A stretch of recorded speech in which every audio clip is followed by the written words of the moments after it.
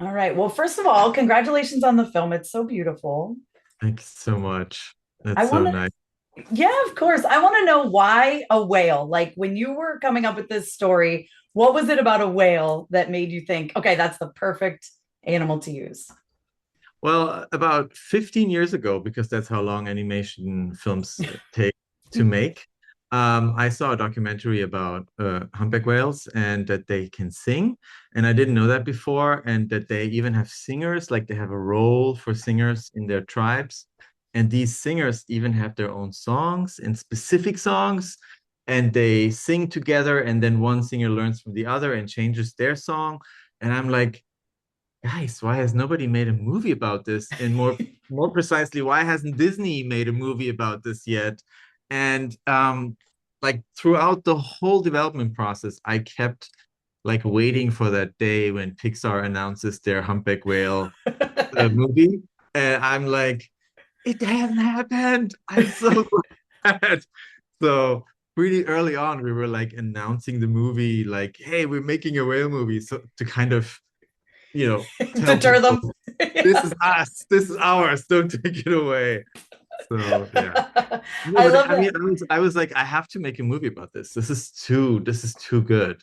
And what happened was immediately I saw a humpback whale who doesn't have song, who like who thinks that somehow he is not one of them. Yeah. I mean, I think the finding your own voice, that's such an important lesson, but I love seeing it in this aspect because I feel like it's something we've never seen before. It's so interesting. Like it did kind of send me on a rabbit hole of like whales sing. Like I had no idea. You know what I Yeah, mean?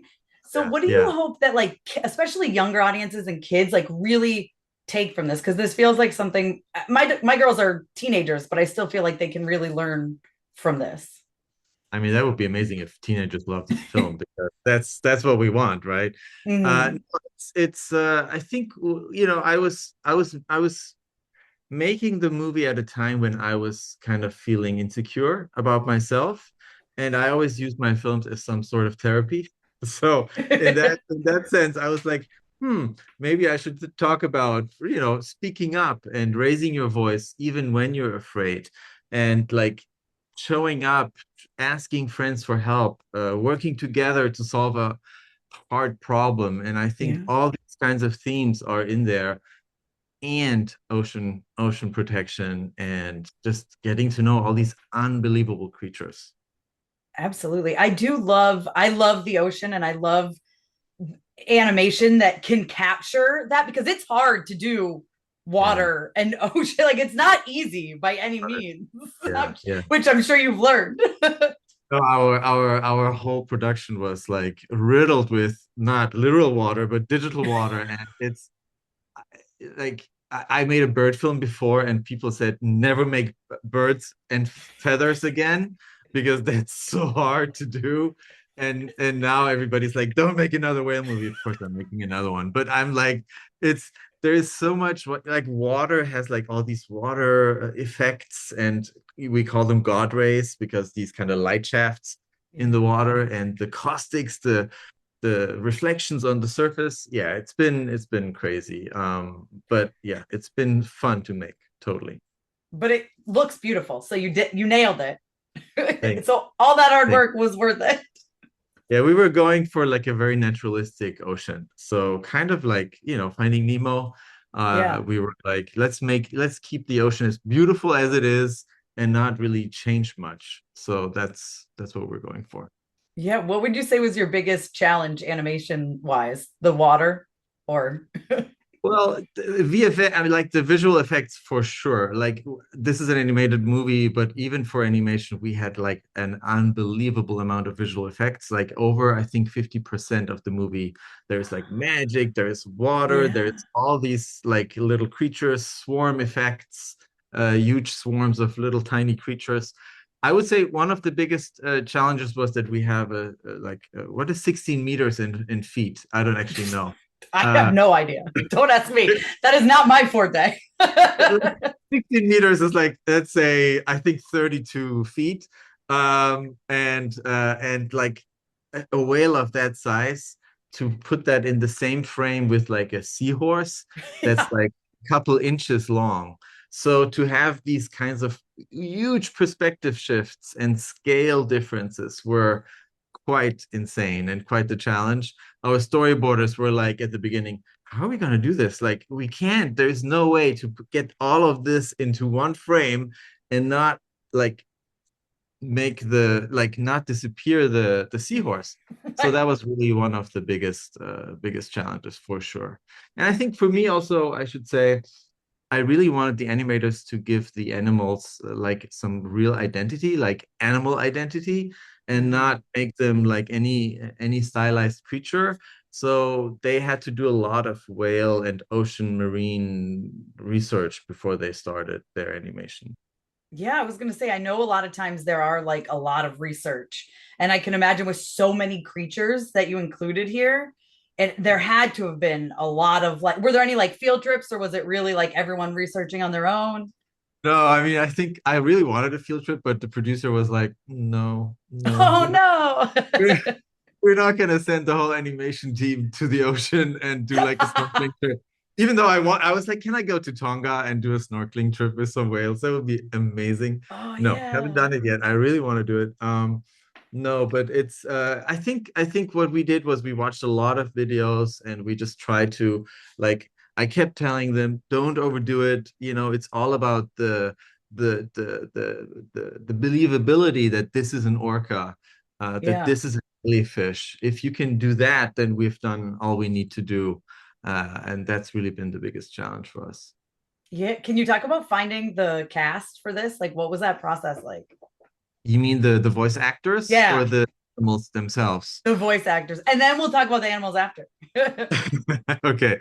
Well, it's a co-production with Canada, right? So there is like it's a German, Czech, Canadian co-production, and for the voices, I just wanted like we were producing in English, so we went with Canadian actors, and that's how we got Vincent Tong because Vincent was actually our first voice for the Vincent teaser trailer. There is a teaser trailer that's like almost 8 years old.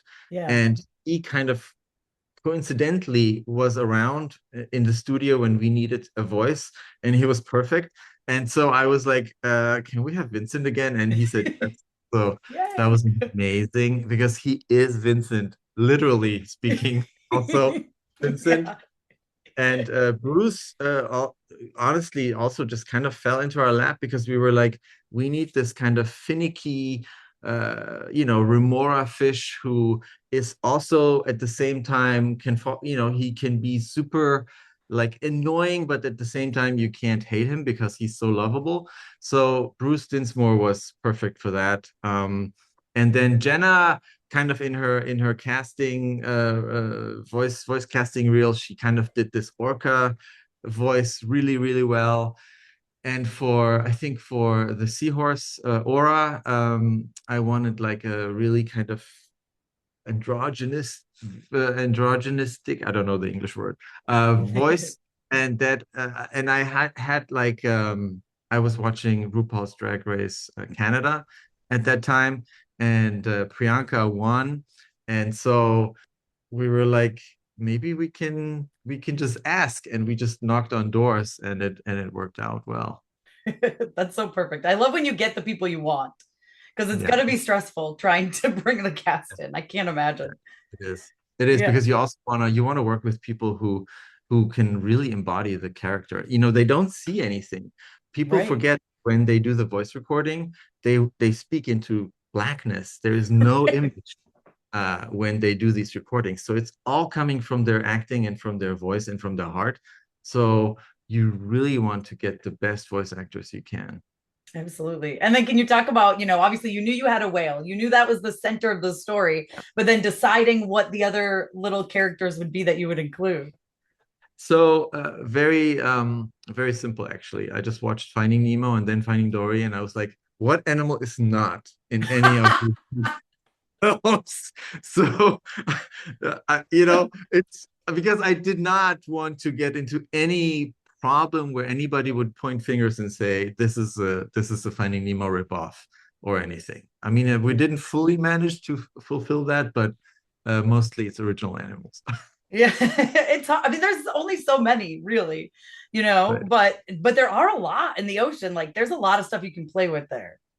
and it's endless. Like I think we don't even know like 60% of the ocean I and know.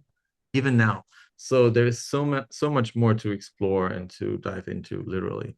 Literally. Do you feel like there's more story to tell with Vincent? Like, do you have thoughts on what could go in the future? Oh yeah. We are actually already developing a TV show for a slightly younger audience. Yep. Okay, that's Like awesome. 52 episodes. We're in financing now, and we're hoping to get started even this year, maybe. So that's gonna be super fun. Where Vincent is kind of the whale singer, and now he has to actually do his job.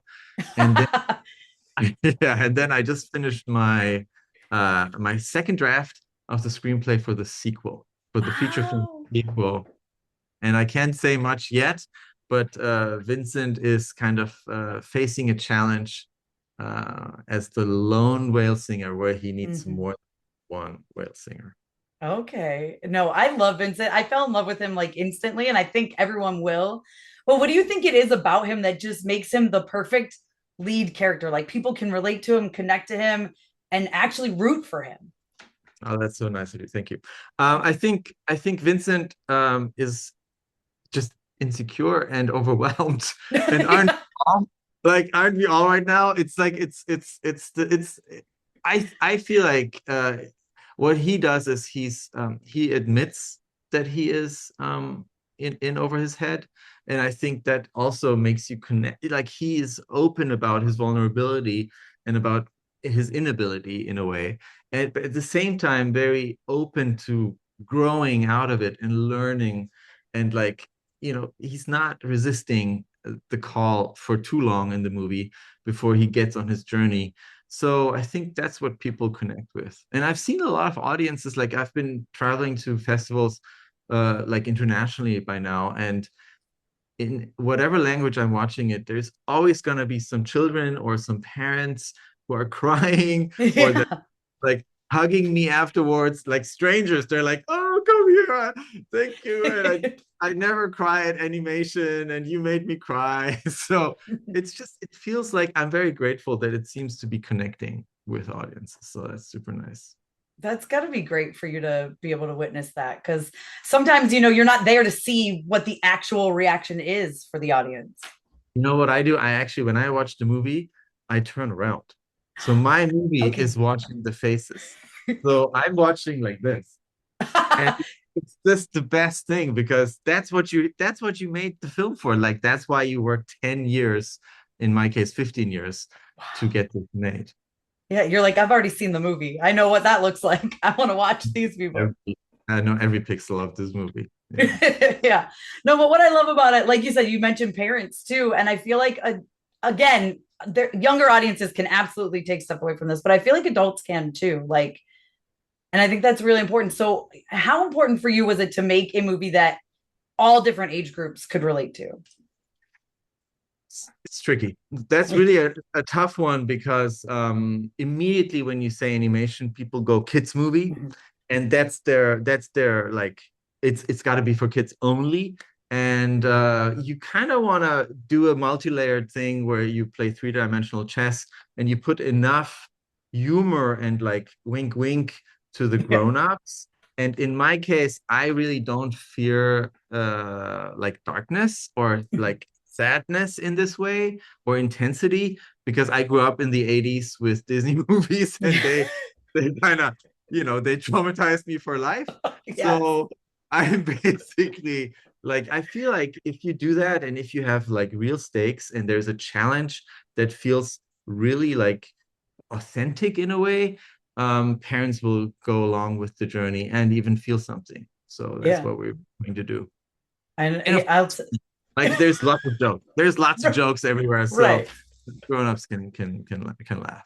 No, but I like when there's real stakes too. Again, child of the 80s. Like, I'm like, no parents make it out of the first 15 minutes of an animated movie ever. ever. Exactly. It Exactly. starts, you're like, well, the parents are gonna die.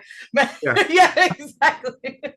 But then it sends the character on the journey, and it's always a catalyst. As long as you're not Yeah. doing it just to like, haha, we're gonna kill parents, you know. That's exactly right. That's exactly right. And I don't want to say too much, but it all has a meaning. So, yeah. Exactly. Exactly.